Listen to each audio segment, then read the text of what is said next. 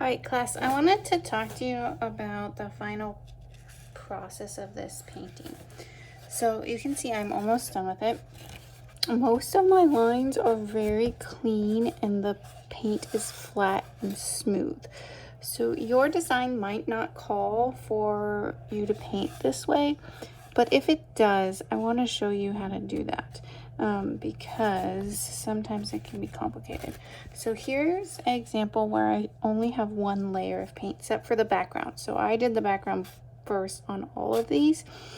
But the rest of it, I only have one layer. The background, believe it or not, even though it's a dark blue and blue, you would think would cover up stuff fast, it actually doesn't cover up very fast, and I think there's 3 or 4, maybe even 5 layers of blue here, just to make sure that it looks smooth and flat and the brush strokes weren't distracting.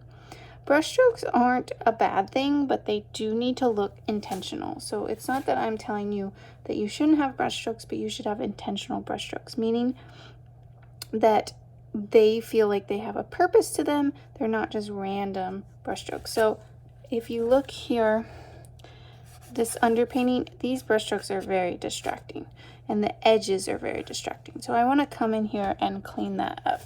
So I'm going to show you how to do that. So we'll start with, I'll do this shape in the middle. Okay, so first I'm going to take like a smaller medium brush. I'm going to mix my paint up. So I'm doing a lighter red, like a pink. This is in my triad color scheme. Okay, so I'm going to come and do, so the first layer I slapped on, this layer I'm really going to try to do it really clean. The edges aren't going to be perfect yet because I'm going to get a smaller brush for that.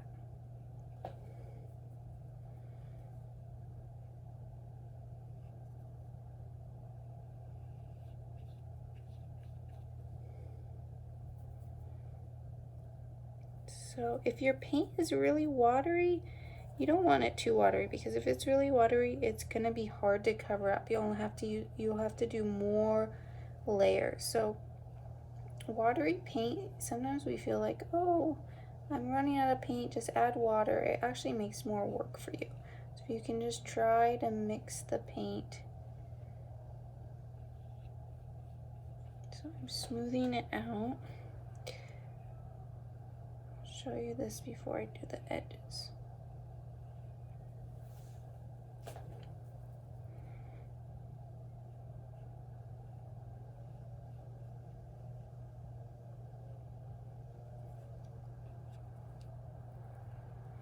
So sometimes students think, oh, you should be able to get the shape in and by one layer. You can't. It's very hard to do that. So you're usually going to do 2 to 3 layers. Especially if you have white in your paint, yeah, it's actually easier. The titanium white is very opaque. Okay, so I'm going to show you this. And so you can see that the shape itself is pretty opaque. You can't see through it. It's flat and smooth, but the edges are still messy. So I'm going to take my smallest brush. So you should have gotten a brush this small. If you don't have it, you're just going to have to try to your best. You might not have perfect edges. I'll mix the color again. Make sure it's the same color. The way I make sure it's the same color as I try to keep some of the original color like off to the side so I can test it. And I'm gonna come in. I want to make sure that, so you want, okay, so when you do this, you want to not have paint like this. See how there's like lots of goops, it's all over the place. You want to wipe your brush.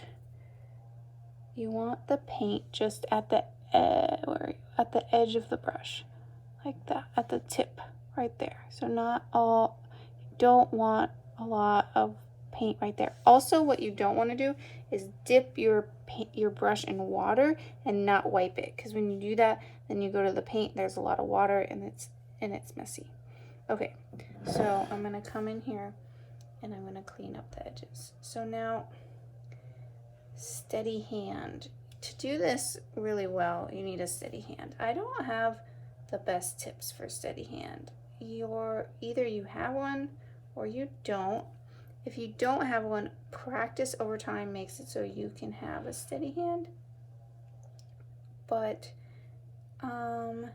it's what you need to do is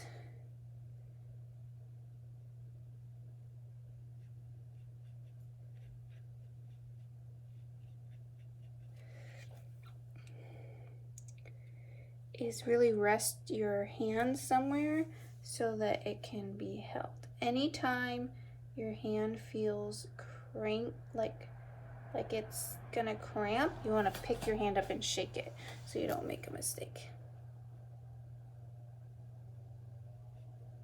So a thin brush really matters in this. It should get the edges correct. If you have too thick of a brush, it's just not even possible.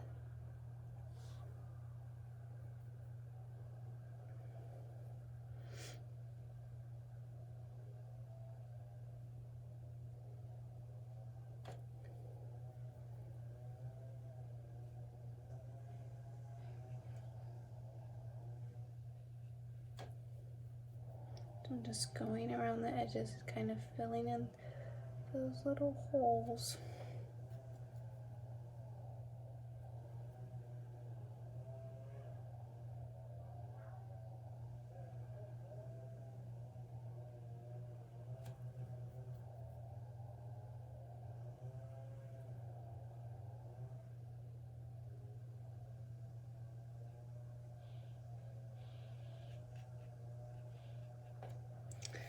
Alright, so you can see here, right here is where there's a nice clean edge.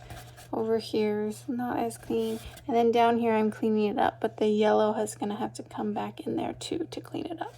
So I'm going to shut this video down and then I'll take pictures of the whole thing and then some close-ups so you can see what the finished product looks like.